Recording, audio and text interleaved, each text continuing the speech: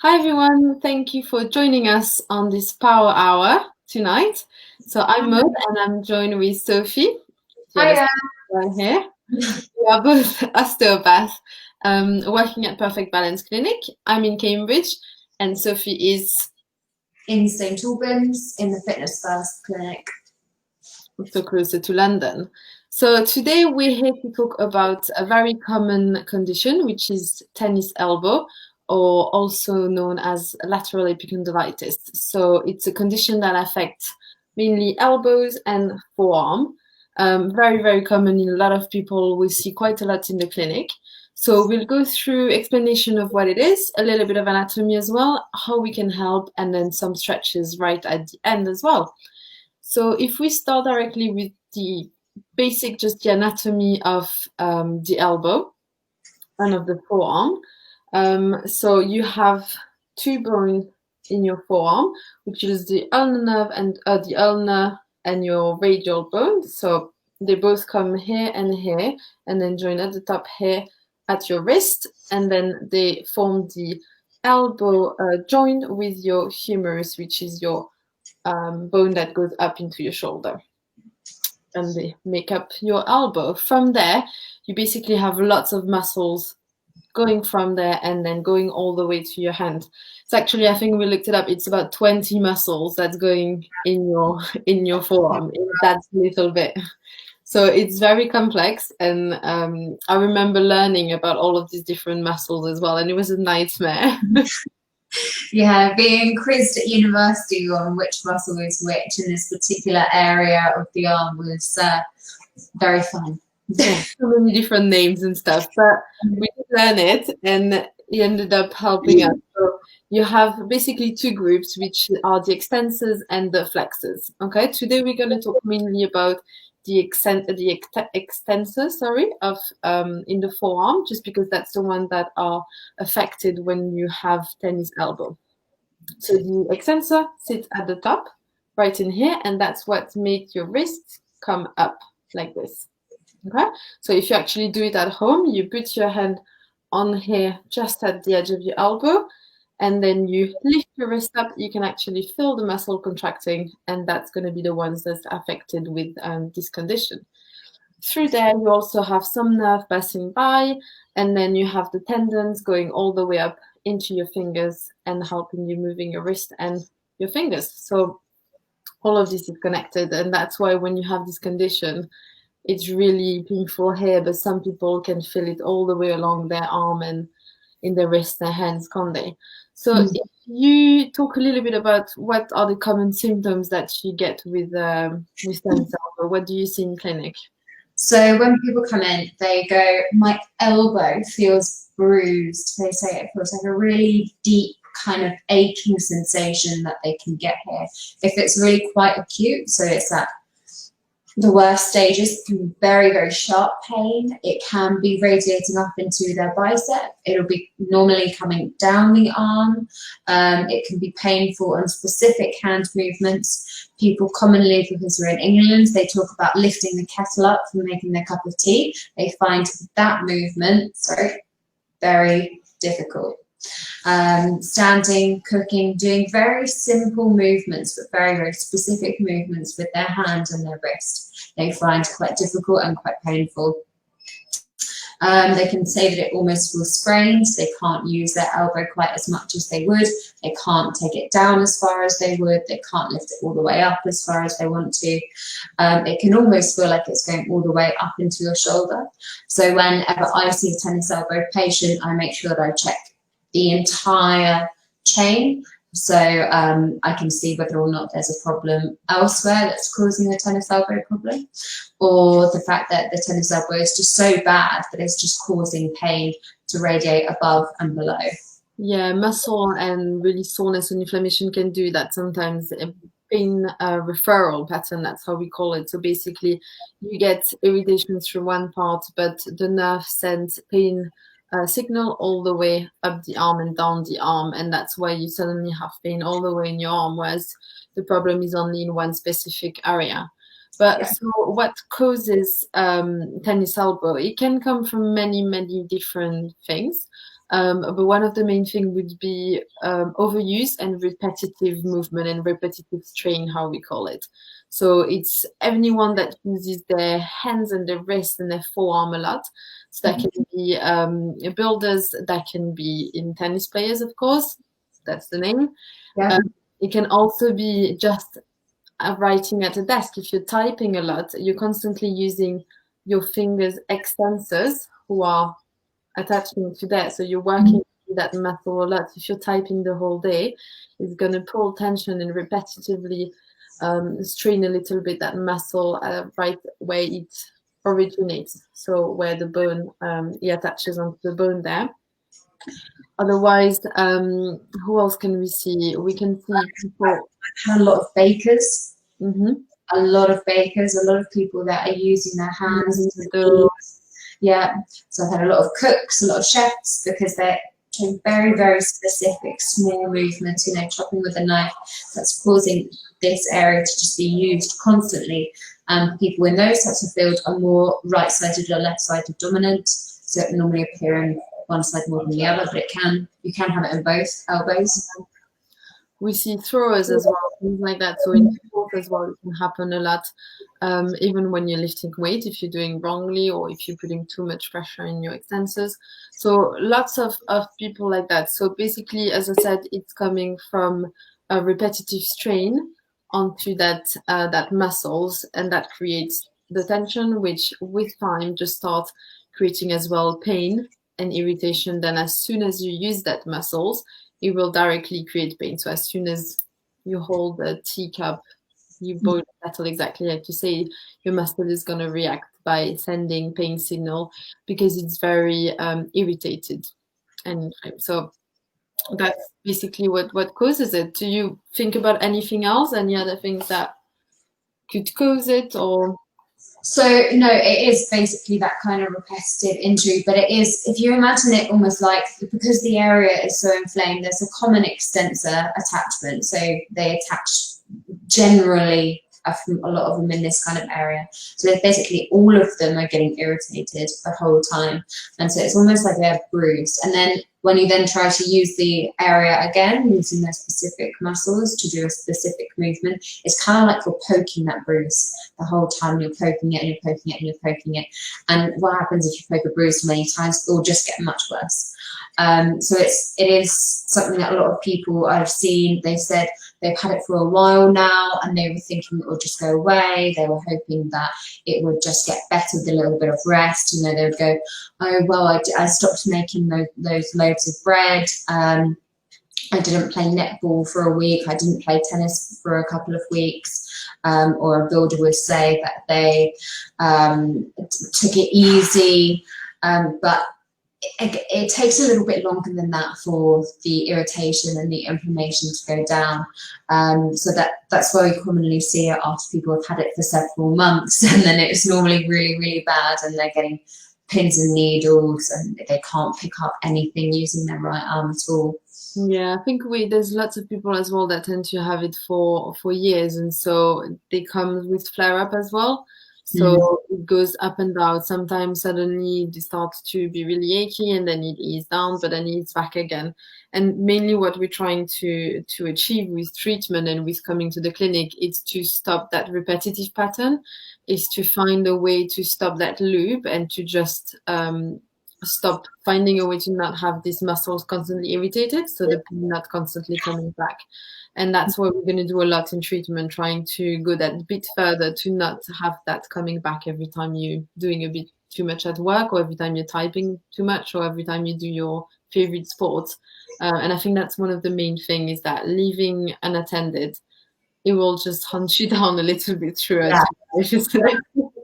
And it's almost like a weakness. Once it's there, it can kind of linger. Like you said, it'll go up and down, it will have its spikes. But once it's there, you either have to completely rest it and let all the inflammation go down, or you have to get treatment, because otherwise it will just kind of flare up every so often. Yeah, and there's lots of things you can do to make it better, and there's lots of things we can help as well with. So coming on to that, it's treatment wise. We're going to start talking about osteopathy because we're both osteopaths, so it's a bit what we know how to do.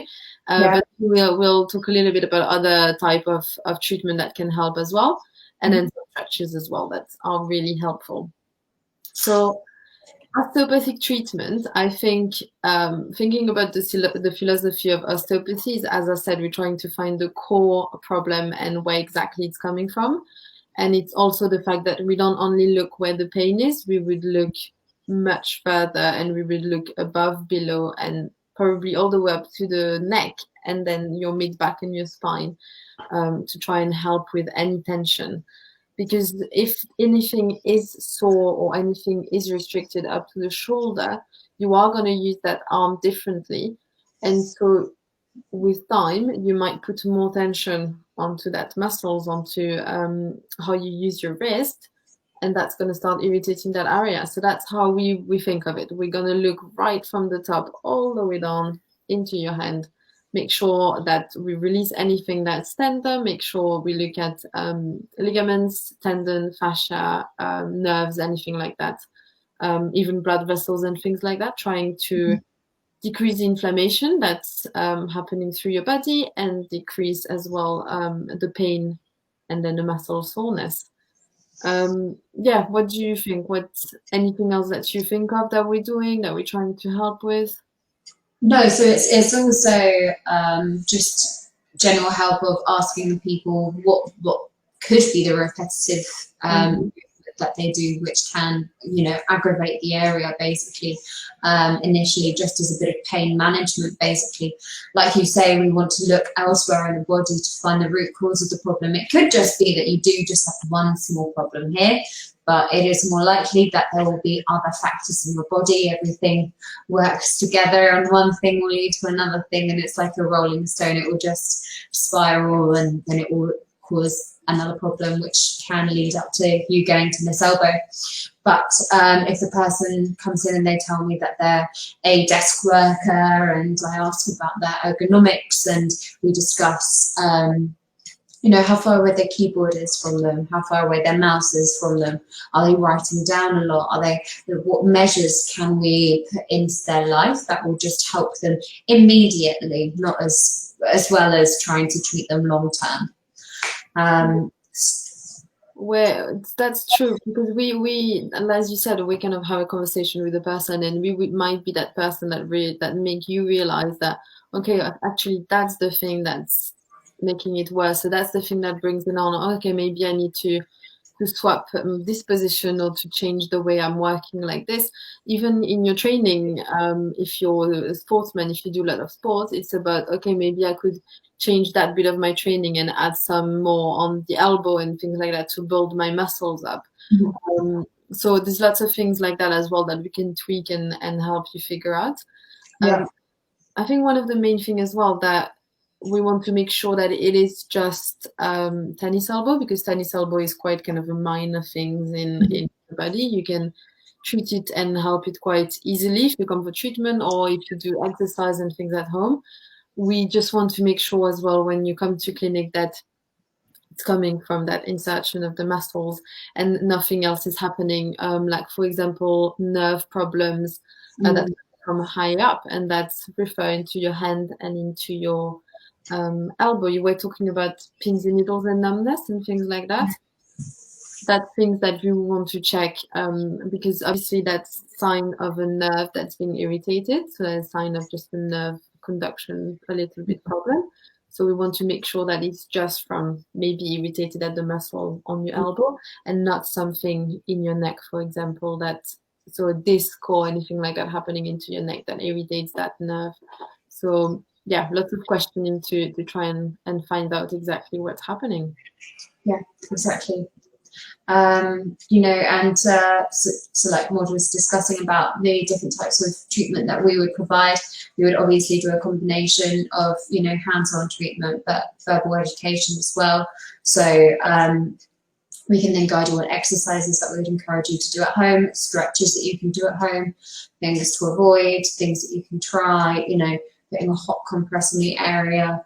Obviously, we can't guide you on medications that you can take, but for pain relief, it's normally encouraged on the NHS website for you to take NSAIDs, which is something like an ibuprofen to help reduce that inflammation.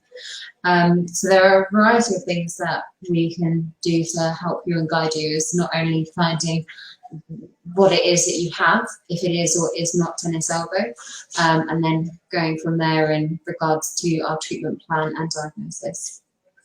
Yeah, and you're saying about exercise and things like that. It's because it's muscles and what's insertion of the muscles. So that's where you have a bit of what we call tendon as well. It can be very sensitive, and you would think, why would I want to train and use the muscle if that's what makes it worse, isn't it? That's why there's certain ways that you want to train it to not irritate it, but to build the strength in that muscle. So when you continue using it, it doesn't create that much ache. Your muscle is strong enough to deal with that amount of demand that you're asking it to do. So that amount of work, that amount of throwing, that amount of anything that's creating your ache. So yeah, that's certain types of exercise that we would go through. So that could be with a sports therapist, that could be with a physio, osteo, or a massage or anything like that that can help. Yeah. And then other type of therapies that can help, acupuncture, so put needles as well. I love doing acupuncture in this elbow. It normally is really, really responsive. So normally we would focus on working on that extensor area, but also going down the arm as well as a little bit up the arm through the bicep, because the bicep does actually come down and attach slightly into the forearm. So we want to, again, just work on the full body and not just one very specific focal area. Yeah, so acupuncture is great on that. And so some osteopaths do dry needling. Otherwise, you go to an acupuncturist that does fully acupuncture and then work with also the meridians and things like that. You as well, we see quite a few people having injection in their tennis elbow, don't you? You've seen quite a few having injection, didn't you? Yeah, so I've seen people have a variation of steroid injections, and recently I've had a few more people getting plasma injections. It's basically just to encourage that it's almost like a pain relief, and then it also can relax the muscles off.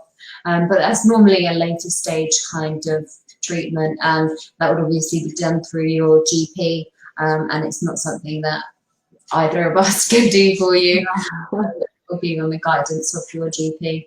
Yeah, so that's kind of thinking putting an injection is giving a bit of a rest to that inflammation and well to that irritation of the muscle, isn't it? So yeah, sometimes people go to that length when they've just been suffering so much from it and they just need something that's going to change it. The one thing that I found that works quite well is to actually, people are suffering from it, putting a kind of elastic band. You put it a little bit lower down. Yeah. So a little bit lower down onto your forearm. And what that does basically, it's basically swaps the insertion of your muscles. So instead of having the tension coming to here, the tension is going to be swapped to where the band is. So you're giving a rest to that insertion of the muscles into the bone. So you're giving a rest on that muscles pulling on that bone constantly, and you're stopping it to just a strap. So it goes down your muscle. And so that relief and that little bit of rest of the upper part of the elbow really give a lot of relief to some people, and that can be enough to give it the rest that it needs to get back on track as well. So that's really cheap as well. You can just find it in the pharmacies or anywhere like that. Really easy, just a strap kind of holder on your elbow. Sometimes that helps as well. Otherwise, I do taping as well. Taping can be quite a lovely thing to use, just to offer a little bit of pain relief. It puckers the area up, so you can see there, just to encourage some more fluid flow through the area. But it also is a bit of a mental thing as well, because then you're a little bit aware of it, and so it just encourages you to avoid doing a specific movement that you know may aggravate it. Yeah, it gives a little bit of support as well. I feel, doesn't it? Kind of having that muscles hold in and support by the tape. Yeah, that feels quite nice as well, I think. Mm. And the last thing, there's lots of tools that you can find out there to build up your strength in your forearm. If you're using your forearm a lot and you find yourself quite tight, the main thing is to first rest it a little bit, some ice, some painkillers if you need to, but then it would be to build up the muscle. So I actually have a kit at home just because we are osteopaths, we use our hands all the time. We are kind of prone to to Yeah. have tennis elbow. I can feel it in there, yeah. So Yeah. After a long day at work, you can feel a little bit tender just right through that part of your arm. So we always give ourselves a little massage. yep, a lot of the time. So if you are someone like that and you want to build up your strengths, you can do that at home as well with lots of tools.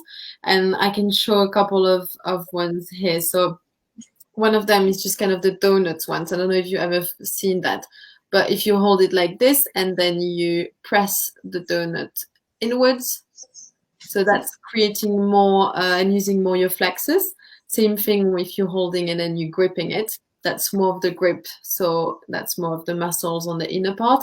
But having your whole forearm strengthened is gonna help both parts, so it works together. So it's good to build up both of those, each part of it, because as well it's balance, isn't it? If one is really strong or one is really weak, it Yeah. doesn't work properly together. Yeah. You can also use a tennis ball in case you don't have anything like that, because actually That's not a tennis ball, but works exactly the same. Squishy bit like this. So as you said, tennis ball 50p in a random shop. That's really easy. You can even use it to work on your muscles and relax your muscles. So do a bit of self massage with it. yeah. But we have this one is really interesting. So that's a piece of tool that's really nice actually, and that works on the extensors. So it's you're putting your fingers up and then you open up. And so you see how doing that is extending my fingers. And so it's going to work on the lateral epicondylitis and on those extensors muscles. That's really good to build up on that strength. And yeah, we have lots of different tools, but you don't need that many. But there's lots of things out there if you do need a little bit of help to strengthen it. We use resistance bands as well. If you've got some of those at home, you can just use, forget, right? So you can just be taking your arm up, taking your arm down. Just with that little bit of resistance can just help build that strength up. Yeah, so rest your arm on the table. That's easier, isn't it? Yeah. Rather than doing it up in the air like me, and you can see it's not. So rest it up and then just resist it with the band. That's a really nice exercise as well. And obviously, after strengthening it a lot, you want to stretch it as well. Because the muscles get really tight, you want to elongate it and make it longer. So stretch, easy one to do. Main one for the extensors is if you have your arm in front of you or like this, but in front of you, you have a hand on your wrist and then you pull your wrist down and towards you. That's gonna make a stretch through the front of your elbow here. So don't look at our wrist because both of us, we noticed we have very mobile wrist. Yeah, this is not as far as you should go. This is just very mobile wrist. With your hands all day. Yeah. So you shouldn't go as far as we go, but it's the same motion. It's pulling the wrist down and forward towards you, stretching the forearm. I find it much deeper stretch when I have my arm straight. So straight arm and then pulling like this. You can use the wall as well, pulling and then get your hands high up the wall. That's going to create more of a stretch each time. And then you can do the opposite. That's going to do the opposite side, which is palm up and then fingers down and stretching through. Same thing on the wall as well. You can stretch those ones like this. Yeah, that's also really nice stretching. So I think, do you have anything else to add that you can think of? No, that's normally about it. But with tennis elbow, just remember, like we said, it even if it feels like it may have gone away, it can easily come back again. So it's best to go and see somebody about it before it gets to the stage where you're getting pins and needles in all of your fingers and you can't lift the kettle up. So if you are struggling with it, then please let us know or your GP know so that you can be given some at least pain relief to try and stop the problem from coming back as well. Definitely. And if you have any question, don't hesitate to comment just below this video.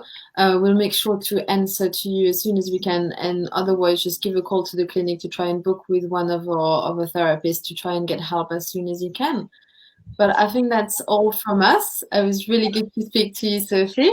So we'll be back next week with another subject. I don't think we know exactly what with, but it's going to be something interesting. I'll see you next week then, and bye everyone. Have a good weekend. Bye.